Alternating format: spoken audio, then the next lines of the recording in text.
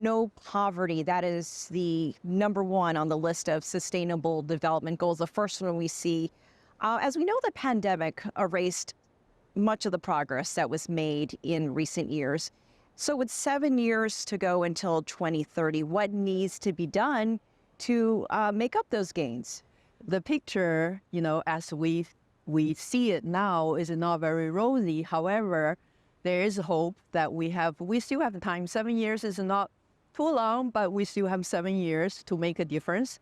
And as the political declaration of the SDG summit shows, that the political commitment is there. World leaders committed to eradicating poverty, to realize SDGs, and more importantly, they also commit to actions to really mobilize financing.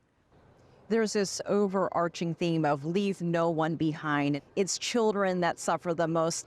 What are the biggest priorities in helping those kids? Children is among what we say the most vulnerable and most marginalized segments of our society.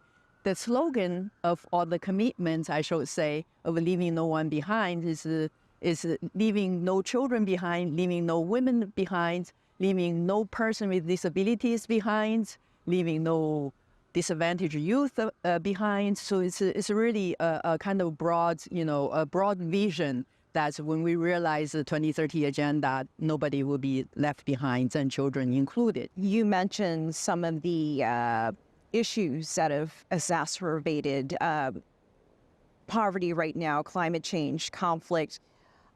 How has that impacted the poverty numbers? Climate change, obviously, is one of the common challenges that we face. And just look at, climate change directly impacts agricultural production, right? And there's food supply issues, and there are the millions of people who rely on agriculture for their livelihoods, right? And then their livelihood determines whether they are in poverty or not in poverty. So that climate change obviously has a very huge impact on the poverty numbers.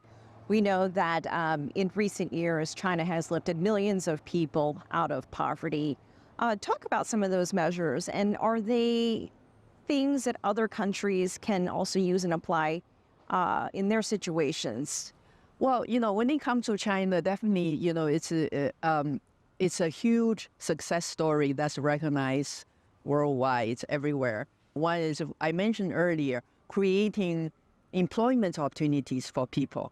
And that's something China did right. The other element is that as China's economy grew, the government's actually committed to increasing social spending to provide basic social protection to all population. People need to be in good health, to be educated, right, to take advantage of those opportunities. And that's definitely something that I think all countries can do. Any thoughts or anything you'd want people to know as the UN marks this day of awareness for poverty eradication?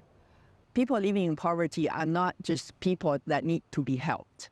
They are also agents of change, and their daily struggle is actually a contribution to our collective knowledge of what we can do to eradicate poverty, right? For eradication of poverty, we need government, national initiatives, national programs. At the same time, multilateral support, international cooperation is also a very important ingredient in our fight against poverty.